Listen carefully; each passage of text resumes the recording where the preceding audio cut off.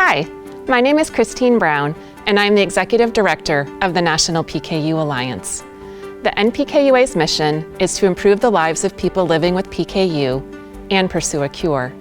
Phenylketonuria, or PKU, is an inherited metabolic disease affecting the brain, in which your body cannot process a substance called phenylalanine, or Phe. As a result, Phe becomes toxic to the brain. Here at the NPKUA, we educate, advocate, support, and fund research. We are the trusted source of information on PKU, available resources, and research breakthroughs. Right now, it is a very exciting time for PKU. There are more scientific breakthroughs today than ever before. Several new therapies are in development, and it is our responsibility to you, as a member of the PKU community, to provide education on these innovative breakthroughs. The series you are about to watch is on gene therapy. The first video provides a foundation and discusses what are genes.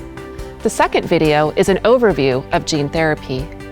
The third video gives details on gene therapy in PKU. The fourth video discusses how a clinical trial in gene therapy works, while the fifth video talks about safety and gene therapy. The last video is a perspective from a patient who has actually received gene therapy to treat hemophilia. We hope you enjoy the series and learn more about how gene therapy could be used as a long-lasting or durable response to treat PKU. To learn more and join us, visit npkua.org.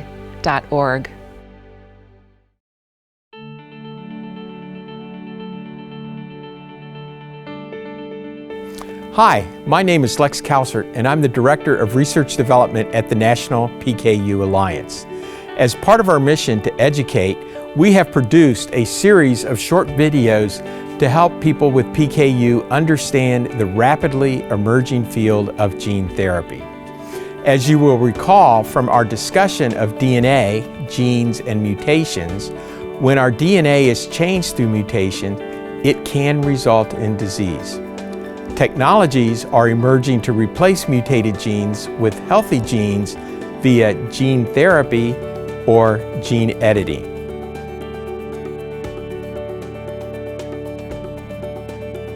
We hear a lot of discussion about gene therapy and gene editing. The goal of both gene therapy and gene editing is to restore the body's healthy function by replacing or repairing the mutated gene. The difference is how each approaches restoration of healthy function. Gene therapy restores healthy function by providing a healthy copy of the entire gene, whereas gene editing restores function by directly changing or editing a mutated gene to restore its normal function. Each approach is suited for a particular set of circumstances, so whether to use gene therapy or gene editing is determined by the details of the gene, the type of mutation, and the tissue in which the gene is normally expressed. Today, gene therapy is further along in clinical development than gene editing, and in fact, at this time, 3 gene therapies have been approved for use in the United States.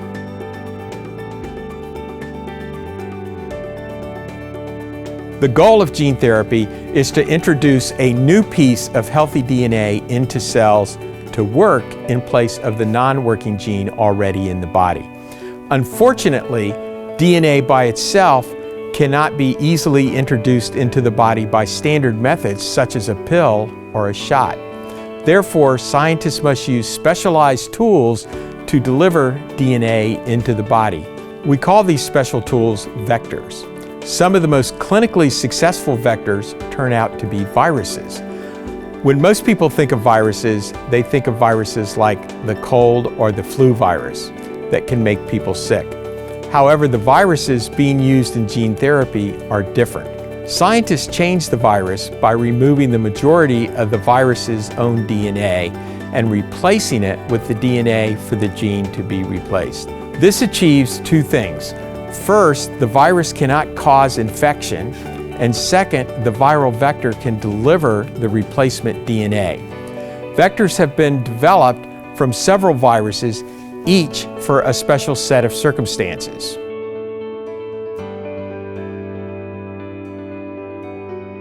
side effects for gene therapy studies have thus far been mild, of short duration, and easy to manage.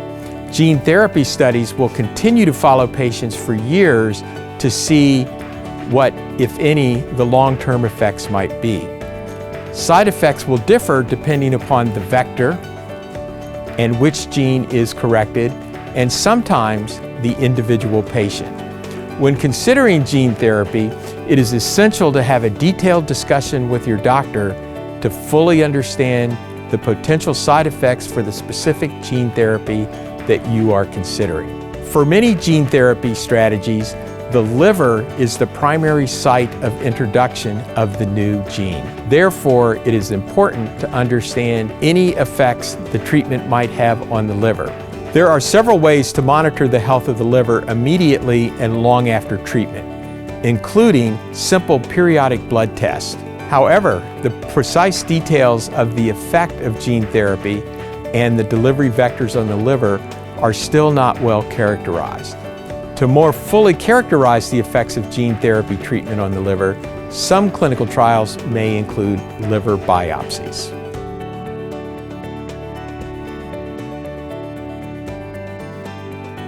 When a patient is given gene therapy treatment today, they will develop something called an immune response to the vector. An immune response is the normal way that your body reacts to anything that is not part of you, with the goal of removing it from your body. After the first time your body sees something, your body remembers to respond vigorously the next time it comes across the very same thing. During gene therapy, patients will develop an immune response to the vector. Because of the immune response, patients cannot be given a second treatment using the same vector. To address this issue, scientists are working on new vectors that can be used in case the patient needs to be retreated. But these vectors are not yet fully developed, so the answer today is that patients cannot be retreated with the same vector.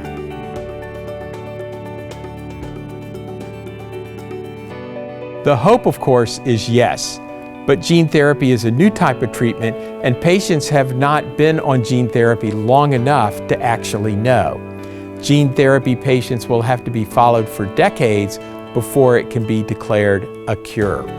Today, there are a few patients who have received gene therapy in early clinical trials who are still receiving reduced therapeutic benefit, suggesting that we should be thinking about gene therapy today as being able to provide a long-lasting, durable response.